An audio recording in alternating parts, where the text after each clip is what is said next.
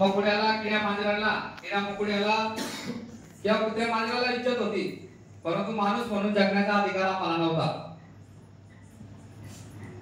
म्हणून डॉक्टर बाबासाहेब आंबेडकरांनी नाशिक येथील येवला मुक्कामी या ठिकाणी 13 ऑक्टोबर 1935 रोजी बाबासाहेबांनी हिंदू धर्माला कंटाळून, आम्हाला हिंदू धर्माचा वेश नव्हता, हिंदू धर्म आमचा दुश्मन नाहीये, परंतु मी वारंवार घडी सांगतो की कुत्र्या मांजराला इज्जत होती, परंतु आमच्या समाजाला आम्हाला माणूस म्हणून जगण्याचा अधिकार नव्हता. बाबासाहेबांनी वारंवार या भारत सरकारला, देशाच्या सरकारला विनंती केली की माणूस म्हणून जगण्याचा आम्हाला अधिकार द्या, परंतु या सरकारने कुठल्या प्रकारने या गांधीजींनी कोणी नोंद घेतली नाही. म्हणून डॉक्टर बाबासाहेब आंबेडकरांनी सांगितलं, येवला या ठिकाणी, नाशिक या ठिकाणी येवला मुक्कामी, येवला माहिती ना, येवला गाव, येवला गाव माहिती ना, नाव ऐकलं का येवला? ऐकलंय कोणी? तुम्ही ऐकलं नाही का येवला गाव कधी? मुक्कामी येवला गाव होते, तिथे थांबले होते.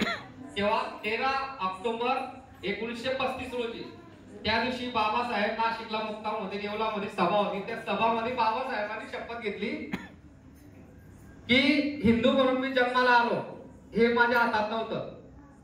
काय शपथ घेतली सभेमध्ये बाबासाहेबांनी? आम्ही हिंदू महार आहे, बरोबर ना? हिंदू महार होतो, बरोबर ना?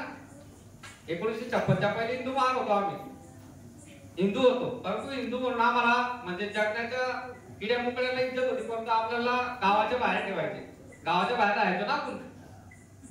कुत्र्या मांजराला इज्जत होती, परंतु आपल्याला इज्जत नव्हती.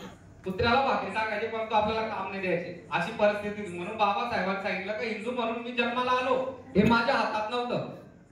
हिंदू म्हणून मी जन्माला आलो हे माझ्या हातात नव्हतं. कारण जन्माला येणं आपल्या हातात नसतं, कोणाच्या हातात आहे का जन्माला येणं? पण मरणं बाकी. बाबासाहेब का म्हणले, हिंदू म्हणून मी जन्माला आलो माझ्या हातात नव्हतं, पण हिंदू म्हणून मी मरणार नाही.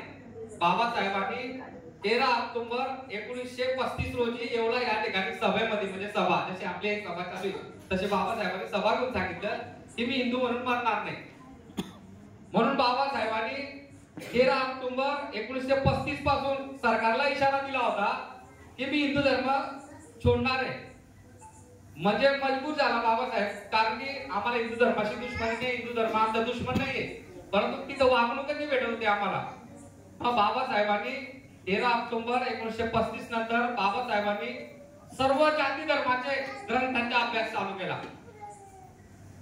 त्याच्यामध्ये गीता असेल, बायबल असेल, कुराण असेल, त्याच्यामध्ये सर्व जाती धर्माचे जे जे ग्रंथ आहे बाबासाहेबांनी सगळे ग्रंथ वाचून काढले. बुद्ध धर्माचा अभ्यास केला. त्यानंतर बाबासाहेबांनी येवलामध्ये जी घोषणा दिली होती ती घोषणा खरी करण्यासाठी 14 ऑक्टोबर 1956 रोजी बाबासाहेबांनी, त्याच्या 2-4 दिवस अगोदर बाबासाहेबांनी सांगितलं की मी 14 ऑक्टोबर रोजी नागपूर या ठिकाणी धम्म दीक्षा घेणार आहे, बुद्धाची दीक्षा घेणार आहे. ज्या ज्या अनुयायाला माझ्या सोबत दीक्षा घ्यायची असेल त्यांनी त्या ठिकाणी उपस्थित द्यायची आणि त्यांनी दीक्षा घ्यायची. बाबासाहेबांनी कोणत्याच अनुयायाला सांगितलं नव्हतं का तुम्ही बळजबरी या माझ्यासोबत बुद्ध धम्माची दीक्षा घ्या. बाबासाहेबांनी एक आव्हान केलं होतं की ज्या ज्या माझ्या अनुयायाला बुद्ध धम्माच्या पालन करायचं, बुद्ध धर्म स्वीकारायचा असेल, त्या अनुयायांनी 14 ऑक्टोबरला नागपूर या ठिकाणी दीक्षाभूमी इथं यायचे आणि तिथं बुद्धचा स्वीकार करायचा आहे, बुद्ध धर्माचा स्वीकार करायचा आहे. तर बाबासाहेबांच्या एका हाकेवर 8 लाख अनुयायी त्या ठिकाणी आले.